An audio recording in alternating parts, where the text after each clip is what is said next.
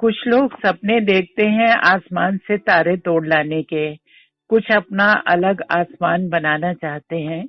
शब्द बदल जाते हैं, लेकिन ये वो कल्पनाशील लोग होते हैं जो बनी बनाई लीक पर चलना पसंद नहीं करते। कुछ ऐसी ही कहानी है महिला उद्यमी पूजा आप्टे की। ब्लिंक ग्रीन स्टार्टअप की फाउंडर पूजा आप्टे पूना की रहने वाली हैं। इलेक्ट्रॉनिक्स और टेलीकम्युनिकेशन में इंजीनियरिंग करने के बाद पूजा ने एक मल्टीनेशनल कंपनी में 4 साल काम किया। इसी दौरान अक्षय ऊर्जा में एमबीए के लिए भी एनरोलमेंट कर दिया। ऐसा मुश्किल से ही देखने में कभी आता है कि एक आरामदेह मल्टीनेशनल बढ़िया वेतन वाला जॉब कोई अपने जुनून या स्टार्टअप के लिए छोड़ दे। पूजा आप्टे ने अपने जुनून को चुना। वो एक इको फ्रेंडली प्रोडक्ट बनाना चाहती थी जो देखने में आकर्षक हो और टिकाऊ भी। उनकी योजना बहुत सामान्य है। वो टायर स्क्रैप से फैशनेबल जूते बनाती हैं। इन्हें वो खुद डिजाइन करती हैं। उन्होंने बुटीक के लिए फुटवेयर बनाए जो डिजाइनर पोशाकें बनाती हैं। तो आज के मन के मौसम यूट्यूब चैनल में हमारी मेहमान है पूजा आप्टे। पूजा जी, आपका बहुत स्वागत है और सलाम है आपके जज्बे को। Thank you so much Neelam ji. Pooja ji, blink green नाम में ही कुछ ऐसा चार्म है जो माहौल को तरोताजा कर देता है, माने इको फ्रेंडली फील पैदा कर देता है। तो सबसे पहले इतनी ताजगी भरे नाम के चयन की बधाई। Thank you. और अब सुनाइए इसकी कहानी, कब कैसे शुरू किया आपने अपना स्टार्टअप? जी, तो पहले तो मैं इस नाम के बारे में कुछ कहना चाहती हूँ। मेरे ब्रांड का नाम है नेमीतल। तो नेमी मतलब टायर और चक्र इन संस्कृत, एंड तल मतलब सोल, ओके, इन संस्कृत। तो नेमीतल मतलब टायर सोल। अच्छा। तो संस्कृत नाम मुझे पहले से ही बहुत अच्छे लगते हैं। उसकी वजह से मेरे ब्रांड के बारे में एक परसेप्शन अच्छा हो जाता है कि ये इंडियनाइज ब्रांड है, मेड इन इंडिया। तो इसकी वजह से मैंने अपने ब्रांड का नाम संस्कृत में रखा। जी, मेरी जर्नी के बारे में अगर बताना चाहूँ तो मैं, जैसे आपने कहा, इलेक्ट्रॉनिक्स एंड टेलीकॉम इंजीनियर हूँ। उसके बाद मैंने आईटी इंडस्ट्री में काम किया 4 साल। तो उसी दौरान मैंने अपना पोस्ट ग्रेजुएशन कंप्लीट किया दिल्ली से। तो वो पोस्ट ग्रेजुएशन था रिन्यूएबल एनर्जी सब्जेक्ट में। तो उसी पोस्ट ग्रेजुएशन के दौरान मैंने रिसाइकलिंग या अपसाइकलिंग के बारे में पढ़ना शुरू किया। तो मुझे पता चला कि टायर का जो गार्बेज इशू है, it is very serious. Okay, तो क्योंकि 15 मिलियन टन इतना टायर स्क्रैप हम दुनिया में जनरेट करते हैं हर साल। तो ये प्रॉब्लम बहुत ही सीरियस है और उसके लिए हमें रिसाइकलिंग का एक ऑप्शन है जिसको हम पायरोलिसिस कहते हैं। ओके, पर वो पायरोलिसिस हमें कंट्रोल्ड एनवायरनमेंट या कंट्रोल्ड केमिकल एनवायरनमेंट में करना पड़ेगा, अदरवाइज वो पोल्यूशन क्रिएट करता है। तो इसीलिए मैंने ब्रेनस्टॉर्मिंग करना शुरू किया, सोचना शुरू किया कि उस टायर से हमें कुछ ऐसी चीज बनानी पड़ेगी जिसमें कोई भी केमिकल रिएक्शन ना हो, क्योंकि उससे पोल्यूशन होगा। दूसरा, उससे कोई हैंड टच या फेस टच ना हो, क्योंकि ये टायर स्क्रैप है। तो अगर हम किसी भी चीज को, किसी भी स्क्रैप को रोज अपने हाथ से या फेस से टच नहीं कर सकते, इट इज नॉट सेफ। तो इसीलिए मैंने सोचना शुरू किया कि ऐसे कोई चीज हो जो हम आसानी से बना सके विदाउट हीटिंग और बर्निंग ऑफ टायर। बहुत ही मुश्किल था सोचना इस बारे में। जी। तो ऐसे सोचते सोचते एक ब्रेनस्टॉर्मिंग सेशन के दौरान मुझे आइडिया आया कि फुटवेयर एक ऐसी चीज है, क्योंकि उसका एक और भी उपयोग टायर का होगा उसमें। फुटवेयर की ड्यूरेबिलिटी बहुत बढ़ जाएगी टायर की वजह से, क्योंकि हम जो टायर यूज कर रहे हैं फुटवेयर बनाने के लिए, वो ट्रक टायर है। और ट्रक टायर मतलब हाई क्वालिटी पीबीआर रबर होता है, तो उसकी वजह से फुटवेयर की ड्यूरेबिलिटी बहुत ज्यादा हो जाती है, बढ़ जाती है। तो सब मिला के फाइनली मैंने कंक्लूड कर लिया कि यस, फुटवेयर ही वो चीज है जो हम बिना किसी केमिकल प्रोसेसिंग के बना सकते हैं। तो मैंने 2018 में अपना ब्रांड शुरू किया नैनीताल नाम से। और फर्स्ट ऑफ ऑल मैंने जो हम जैसे कारागिर बोलते हैं, जो हमें रास्ते पे बैठे हुए दिखते हैं, जो एक्चुअली उनका काम है फुटवेयर बनाना या चप्पलें बनाना सुंदर सुंदर, उनके पास स्किल है, पर वो आजकल हमें दिखते हैं हमारे बैग्स रिपेयर करते हुए या फिर कुछ और छाते सिलाते हुए, जो उनका एक्चुअल काम नहीं है। जी, छोटे मोटे काम करते दिखते हैं, रिपेयर के काम ज्यादा होते हैं उनके पास। करेक्ट, क्योंकि हम मशीन मेड फुटवेयर यूज करना चाहते हैं, राइट, और या फिर हम इम्पोर्टेड फुटवेयर यूज करते हैं, तो उनके पास उतना काम बचा नहीं। तो मैंने अपने ही एरिया में बैठे हुए 2 कारागिरों के साथ मिलके 2 प्रोटोटाइप बने। ओके, तो उसमें से एक प्रोटोटाइप था जो विमान टायर से बनाया हुआ था और दूसरा था जो ट्रक टायर से बनाया हुआ था। तो वो दोनों प्रोटोटाइप लेके मैं स्टार्टअप इंडिया के एक कंपटीशन में मैंने हिस्सा लिया। उसका नाम था स्टार्टअप यात्रा। तो उसमें अपना आइडिया पिच करना एक्सपेक्टेड था। तो जैसे मेरे पास कोई आइडिया है और उससे मैंने कोई प्रोटोटाइप बनाया है, तो उनके पास जाओ और अपनी आइडिया पिच करो। तो ये 3 लेवल्स थे उस कंपटीशन में। ओके, पहला जो लेवल था वो बारामती महाराष्ट्र में हुआ और आगे के 2 जो लेवल्स थे वो नागपुर में हुए। और उसके बाद 2 दिन का ट्रेनिंग हुआ स्टार्टअप इंडिया का। तो उसी दौरान मुझे बहुत सारे मेंटर्स मिले, एक्सपर्टीज मिले मैन्युफैक्चरिंग सेक्टर के। और तब मुझे पता चला कि यस, ये आइडिया था पर अभी इसका बिजनेस हो पाएगा, it is possible, commercially viable idea है। तो उसी कंपटीशन में मुझे सेकंड प्राइज मिला फॉर अपकमिंग वुमन एंटरप्रेन्योर और फिर जर्नी स्टार्ट हुई मेरी। और ये सुनने में बड़ा स्मूथ लग रहा है, लेकिन बहुत टेढ़ा प्रोसेस रहा होगा। लेकिन ये गहरा इसलिए है ये क्योंकि आप सही रास्ते चुनती चली गई। जो भी आपने काम किया उसके लिए आपकी सड़क जो थी वो आपकी मंजिल तक पहुंचती थी। मतलब आपको कैसे अपनी मंजिल पानी है, ये जो आपने कंपटीशन के बहाने जो मेंटर्स मिले उनसे आपको बहुत चीजें समझने को मिली होंगी। जरूर, ऑफ कोर्स। अच्छा पूजा जी, कुछ लोग बचपन से ही इनोवेटिव चीजें करने का शौक रखते हैं, तो आप क्या करना चाहती थी और क्या शौक थे आपके?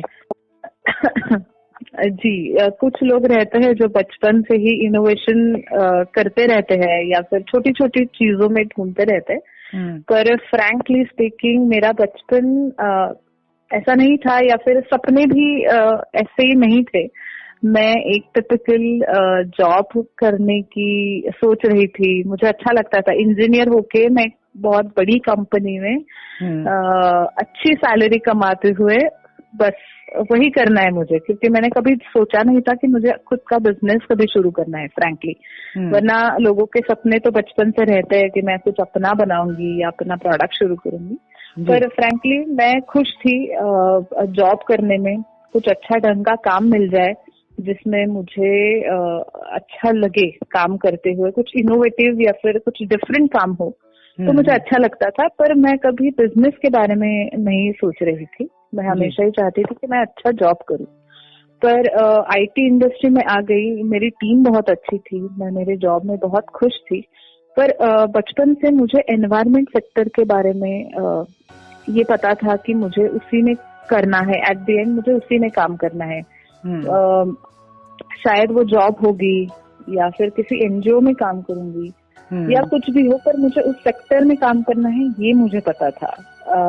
तो मुझे बिजनेस के बारे में इतना ठीक से मैंने सोचा नहीं था।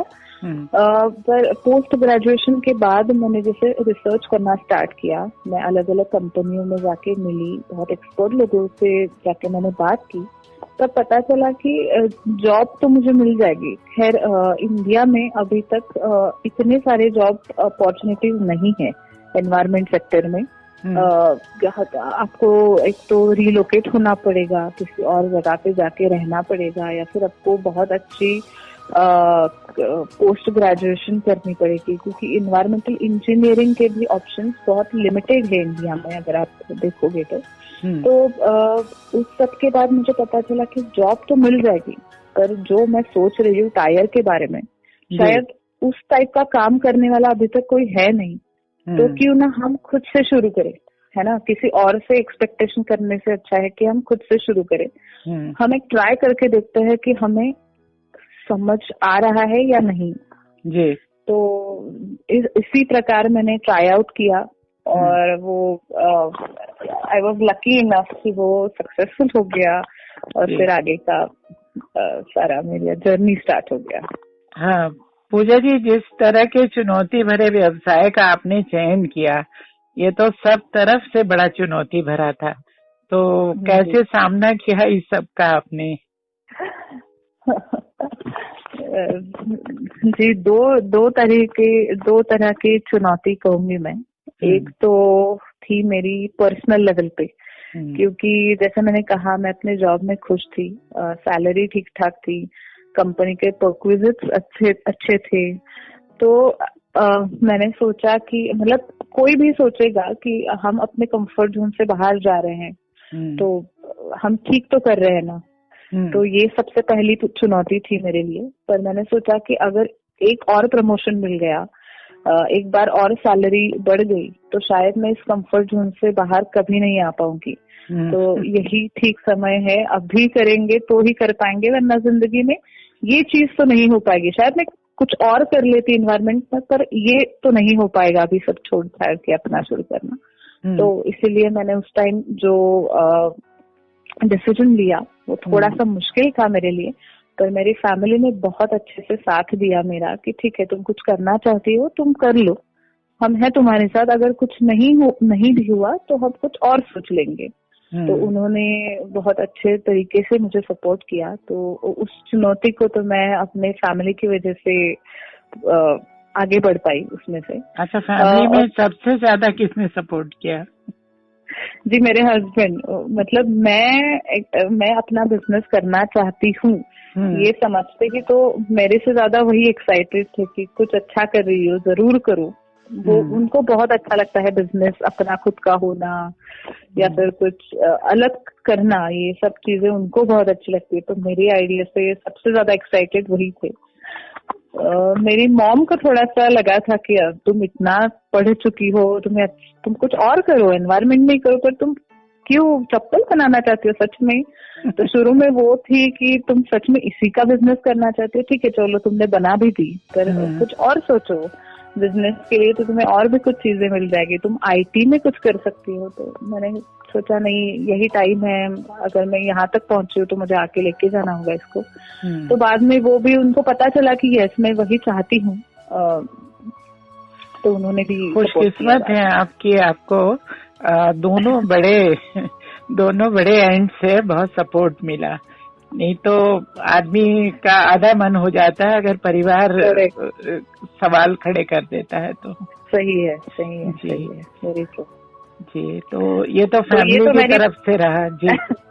जी, अभी बाहर की चुनौतियां तो शुरू में थी, क्योंकि जिन कारागिरों से मैं मिली थी कि मेरे पास एक मटेरियल है, तो मैं आपके सामने बैठती हूँ, हम एक चप्पल बना के देखते हैं, तो पहले ही वो ना बोल देते थे कि मैडम ये कौन यूज करेगा, क्यों ये बना रहे हो, मैं आपको कुछ अच्छा मटेरियल दिखाता हूँ, ये देखो ये नया है, ये प्लास्टिक का आया है, तो इसमें ना फिनिशिंग ज्यादा अच्छा होगा, ये कौन यूज करेगा आप जो बना रहे हो उसको। मैंने कहा चलो ठीक है, आप मेरे लिए बना दो पहले, तो फिर बाद में देखते हैं हम ये चलता है या नहीं। तो उनसे कम्युनिकेट करना थोड़ा मुश्किल था, क्योंकि मेरी एज ऐसी है 26-27 थी जब मैं वहां पे गई थी।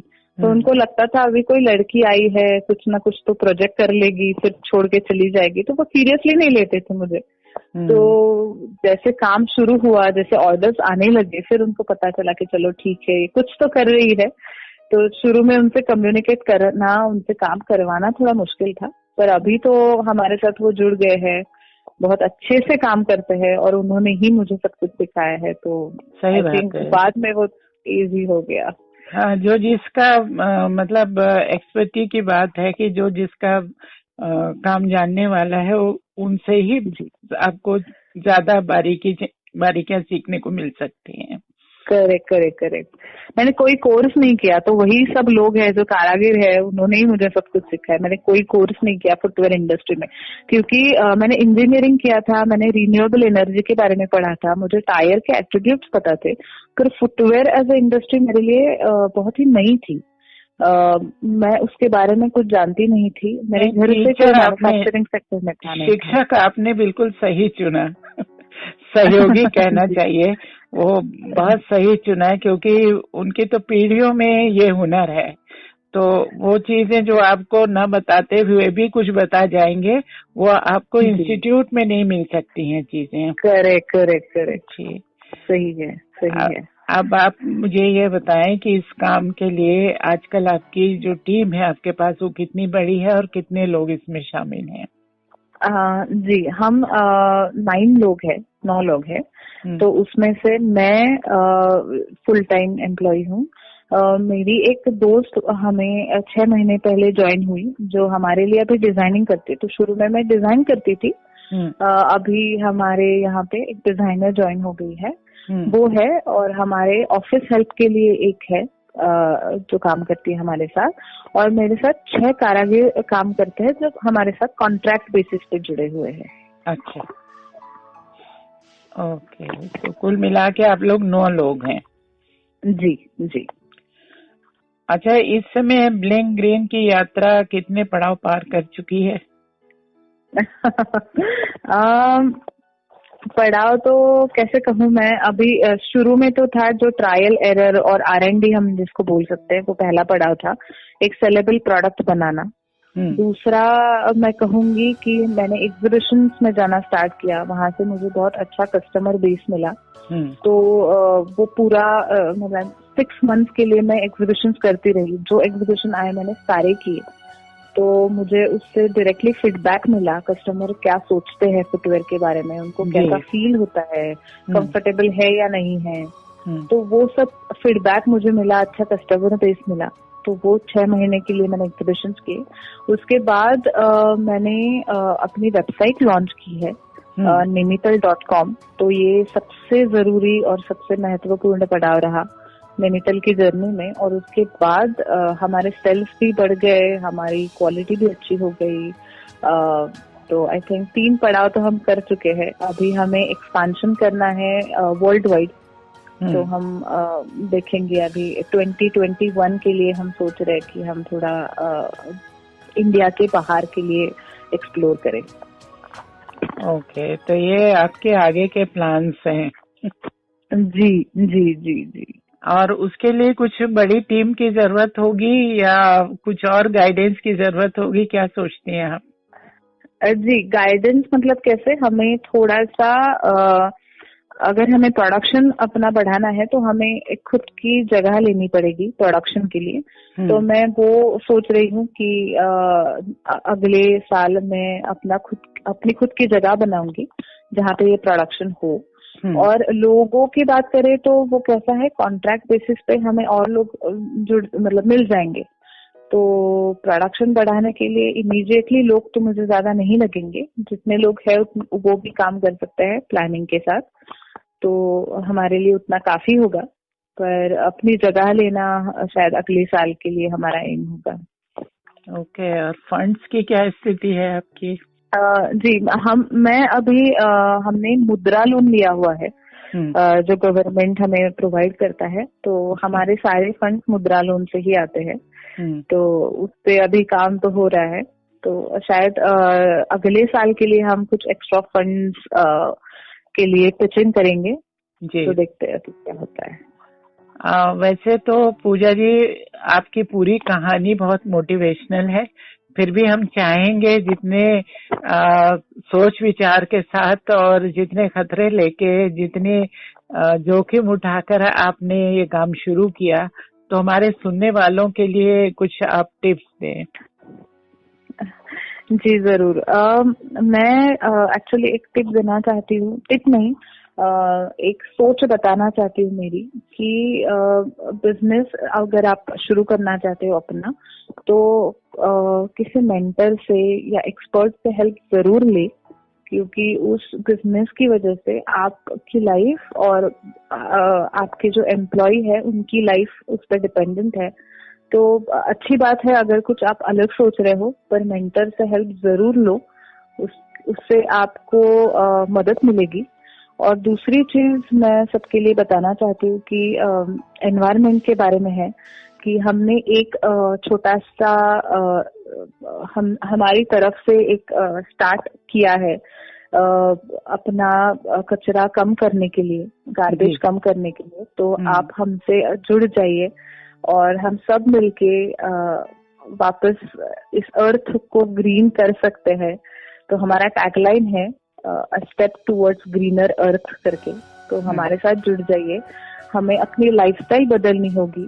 Reduce, reuse, recycle is the key to new life. तो मैं इतना ही कहना चाहती हूँ।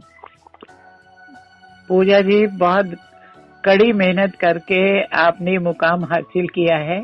आज के दौर में कुछ भी नया करने के लिए लोग विदेश में अवसर ढूंढने लगते हैं। ऐसे वक्त में आपने इनोवेशन के साथ साथ सेल्फ एम्प्लॉयमेंट के जरिए दूसरों को भी रोजगार का मौका दिया है। एक पूरी टीम को जमा करना, उससे काम लेना एक ऐसा मोर्चा है जो रोज जीतना होता है। अपने पैशन को फैशन से जोड़कर बहुत ही इनोवेटिव काम आप कर रही हैं।